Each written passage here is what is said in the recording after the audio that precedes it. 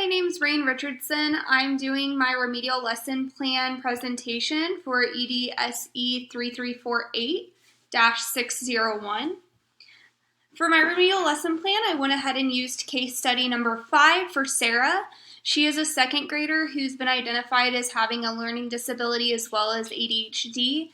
She is in a self-contained classroom, and the reason is because she was just focusing too much on getting all of her work done as soon as possible, as opposed to making sure that the work she was turning in was correct.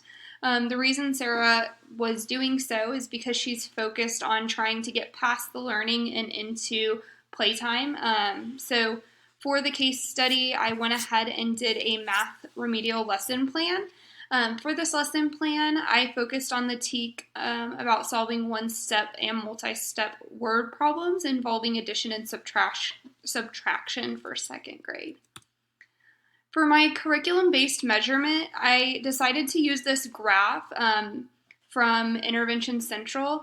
What this graph will help me do is it will help me track Sarah's progress throughout 12 weeks and allow me to set a baseline for her math knowledge that we can work upon and track.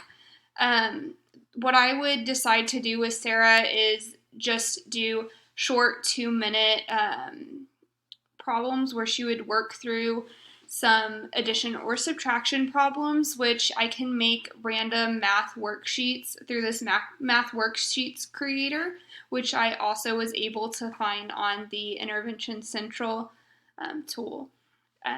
The reason that I would do the short 2-minute math problems is just so that Sarah doesn't feel like she has to rush through something. Just because this short little intervals, she'll be able to get some addition and subtraction problems completed, and then we can really focus on whether she's getting the correct answers as opposed to her trying to get through the activity so she can move on to something else since it's a short bit. I would most likely try to do this at least every other day with her if possible.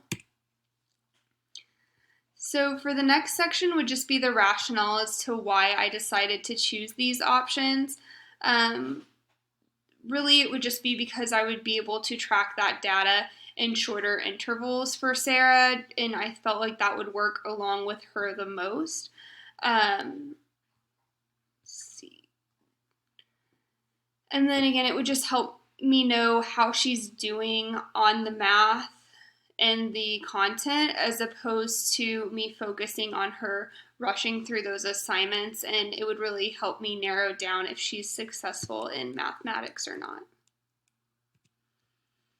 So again, just a review of the TEK that I had chosen. It's going to be that one about solving one-step and multi-step word problems involving addition and subtraction within that 1,000. So for my lesson plan, the objectives of the lesson plan for the lesson section of my objectives is going to be that students will solve one-step and multi-step word problems involving addition and subtraction within 1,000 using a variety of strategies based on place value, using manipulatives within an accuracy rate of 90%. I put students will work in small groups that are student-directed to give students the opportunity to be retaught from their peers. For the behavioral objective, I put the students will stay on task and within their rotation groups 10 minutes each rotation throughout the lesson 90% of the time. So for the accommodations, some of the accommodations that I included in my remedial lesson plan are going to be big number 0. So by big number 0, what I mean is that I'm giving some of the students that might be struggling with the concept of the 0, I would put a placeholder 0 in a big number that they would be able to take with them from station to station.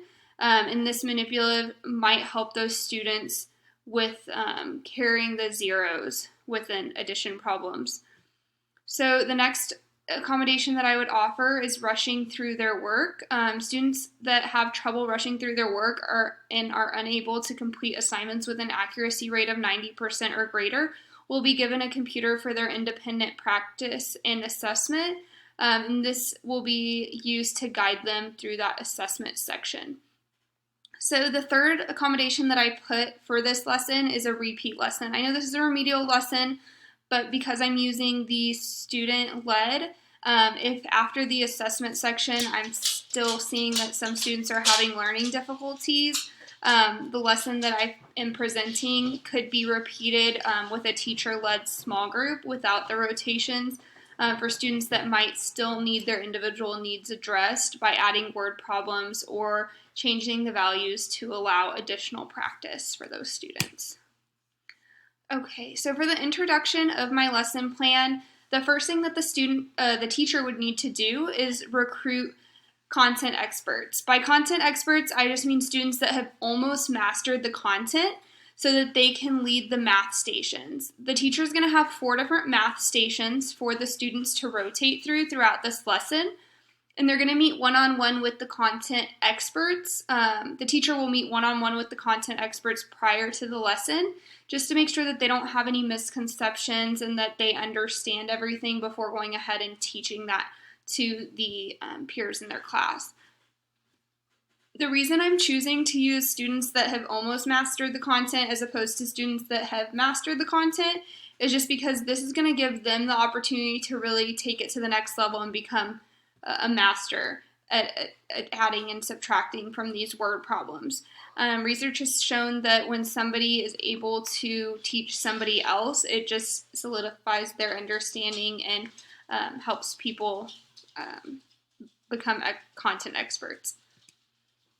All right, so for the anticipatory set, what I wanted to go ahead and do here was do addition and subtraction problems as a class. I would recommend maybe just doing a couple addition problems and a couple subtraction problems, and I would ask students to help me do this. So I would also leave these problems up on the whiteboard just for student reference so they can look back to it if they have any confusion throughout the lesson. But an example, what I would do with the addition problem here is I would just say something. Our first addition problem is going to be 758 plus 78. Can anybody help me solve this problem? And then as students help you solve the problem, you'll go ahead and guide them through solving this addition problem. And you can just say, great job, everyone. Thank you for your help. Definitely encourage and praise them for going ahead and taking the step to participate in the lesson, because this will help them continue to want to participate and answer things in the future. Okay, so moving on to the guided practice and the independent practice. This is the main part of this lesson. The teacher is going to have students get into small groups, and the group is going to be a mixture of ability levels. So what we're going to have here, of course, as we said earlier, it's going to be student-led. So there's going to be 4 groups. Each of these groups is going to be led by a student who is just about a master in this content. And then within the group that they're leading, there's going to be students who are having learning difficulties as well as students who are masters or are not having any difficulty with this content at all. So the students are going to need to bring their math notebook with them, a pencil, and any accommodation manipulatives that are being used for this lesson. So that would be that big one that I discussed earlier that would help them with the 0 place value. So for this lesson, you're going to go ahead and release them into their small groups, and you're going to want to make sure that students know that they need to respect the person that is leading them in their small group and act as if they are their teacher for the moment, because if they are not listening to that person, then it's going to put some difficulty within this remedial lesson. So here are the 1, 2, 3, 4, 5, 6, 7, 8. These are going to be on index cards. Each group is going to have 2 word problems, and each group is also going to have different manipulatives at their station. So for example, there could be base 10 blocks. They could also have worksheets that have the tens, hundreds, and ones, and the students can separate the numbers. It's going to be whatever the leader of that group decided, and they're going to be the ones in charge of reading through the problems and helping their peers solve the problems. They're going to work in groups.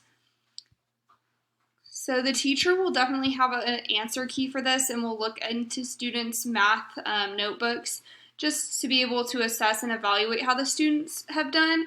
And within the lesson, the teacher will definitely walk around and intervene at any time needed, but really needs to be student-led so that everybody is getting to hear how other people are thinking and how other people are solving problems if they're having those learning difficulties, because maybe hearing it from a peer or from a student or hearing it a different way that the teacher may have not said is really the main focus of this remedial lesson plan. So for the evaluation section, I'm also going to discuss that here with the independent practice. If you'll see the student down at the bottom, this is going to be a student that maybe was having trouble getting their work completed. This is going to be the student that gets that accommodation for the evaluation or the assessment section of this lesson. And this student is going to be given a computer, and there is a system that one of my friends who's a teacher told me about when I was asking her about assistive technology and remedial lesson plans. She said it is called Station. I want to say it's a program on the computer that will basically go through with students, and it, from what I understand, if they are answering wrong answers, it's going to go ahead and continue to teach them and continue to go through a lesson instead of just letting them complete the assessment. So the student will work through this program if they're one of those students that doesn't stay on task. So this would be a great accommodation for Sarah, who does want to go ahead and rush through her work, because that program's not going to let her bypass learning the content, because it's not going to end until she is grasping the content and answering those questions correctly. So it is going to kind of force her to stay on task and stay learning, as opposed to just rushing through worksheets. Okay, and then for the closure of the lesson, you're definitely going to want to just end on telling the students what a great job they did. And I would go ahead and ask students to share maybe what they learned from different students in the class. So getting multiple students to share their ideas of what they learned would definitely be a great closure for this lesson. I just wanted to end my presentation going over a few of the higher level practices that were shown within my lesson that I developed. The first would be the fourth one. The reason I think that this lesson used the fourth higher level practice is because it was using multiple sources of information to develop a plan for Sarah. So it was giving us the curriculum-based measurement that I discussed of using the generated math problems just to kind of check in with her and really get the measurement of how she's doing in her math, as well as that computer assessment tool in the math notebook that the teacher would be able to review as well. The second one I chose was higher level practice 7. This one's based off consistency, organization, and respect in the classroom, and creating an environment that includes all of these. I think this lesson plan, it really does call for a lot of organization to be able to have students rotating through groups, as well as having a student-led direction, and then just teaching the students to respect their peers who are leading their groups. For the third, I chose higher level practice 9 because this is about teaching social behaviors, and I think that this lesson plan would allow students to start developing leadership skills. The fourth is going to be higher level practice 13. This one's about adapting curriculum, tasks, and materials for specific learning goals. I think that this did a really good job of doing so by adding those accommodations, because it would be adapting to each student. The fifth and final one that I decided to choose and touch on is the scaffolding for higher level practice 15, because I do think that this lesson plan was able to provide scaffolding that would support each student. All right, that concludes my presentation, and then I just went ahead and left this credit slide on here because I did get the slides from Slide Carnival. But thank you, and please message me if you have any questions.